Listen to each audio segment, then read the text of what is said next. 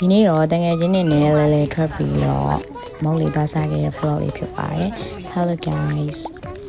ဒါအဆိုင်မှာ spicy ခောက်ဆွဲမှာလိုက်ပါတယ်ပြီးတော့အဆိုင်တကယ်တမ်းတော့ဘယ်လိုမျိုးကိုရီးယားကင်း spicy ခောက်ဆွဲတွေရပြီးတော့အေးတွေဒီကြရမှာလို့ရှင်အေးရလည်းပါရေးပဲတောက်တစ်ခွက်2000ပါအခုတရားတောက်နေတဲ့ပြီးဆုံးအေးရလည်း2000ပါပဲ spicy ကတော့သူက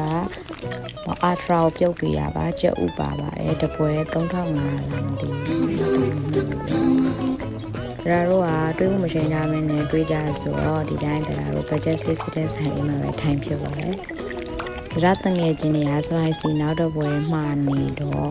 အစ်စ်ရောက်လာတော့သူတို့ကအစ်စ်ကိုလူရစားကြပါတယ်တရားကတော့အစ်စ်တွေဘလောက်ကောင်းကောင်းအဟောင်းကိုတော့ပြစ်ပင်မထားပါဘူးအဲ့ဟာကြောင့်လက်ကျန်ကိုမကွန်မရှင်ဖြစ်ပြီးလိုက်ပါတယ်အဲ့ဆိုင်မှာရတဲ့အေးတော်တော်များများကတော့2000ပဲရှိပါရှင်တကယ်ချင်းနေဆိုတော့တရားရုပ်ကဘလော့ထဲမှာ